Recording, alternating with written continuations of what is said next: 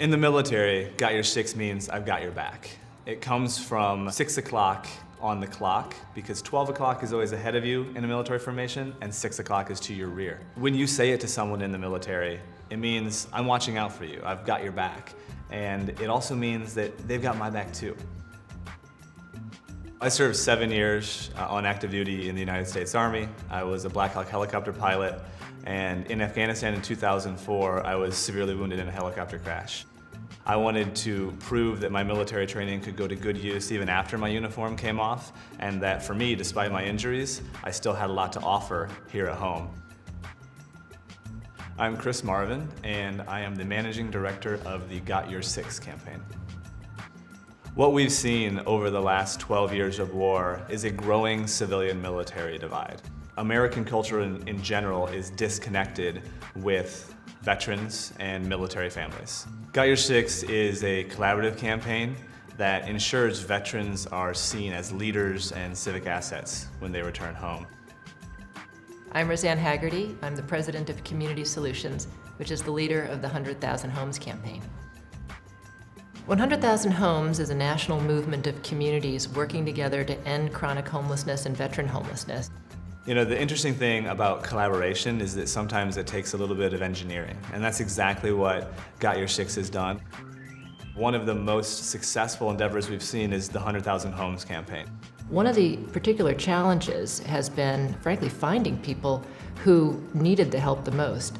And one of the tools that has been really helpful in this has been the Homeless Connector, which is an app that Got Your Six was able to help us develop.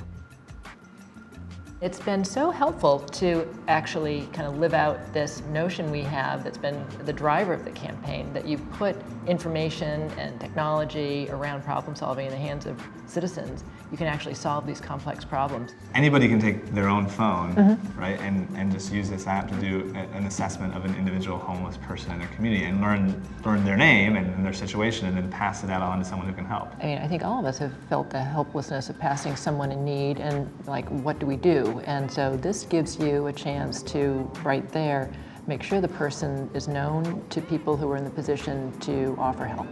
And it's a lot better than like having like hand over $1, right? Yeah. Because you feel like, where is that really going to go? You know this is substantive.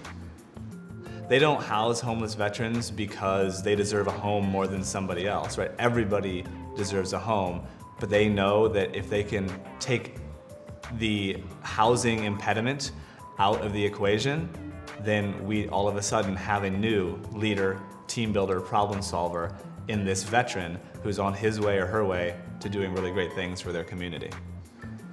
With your help, I mean, we thought we would be pushing it to try to get to 20,000 homeless veterans housed by next July. We're already there. I know. It's We need to up the amazing. goal. We are upping the goal, exactly. Well, the goal is to end veteran homelessness. That's right. Take that, all the communities you're working with, multiply it by 6 pillars: jobs, education, health, housing, family, and leadership, and multiply it by 30 nonprofit organizations, 20 entertainment industry companies, the federal government that we're working with in different capacities. And I think we really can sort of reach to the other side of the civilian-military divide and just show everybody that veterans are leaders and civic assets who want to help reinvigorate our communities. We would like to continue working in communities across the country so that 5-10 years from now, you see a significant decrease in the size of the civilian-military divide, and veterans are at home taking leadership roles in their communities, in their workplace, so that we can have a more productive and sort of fruitful country.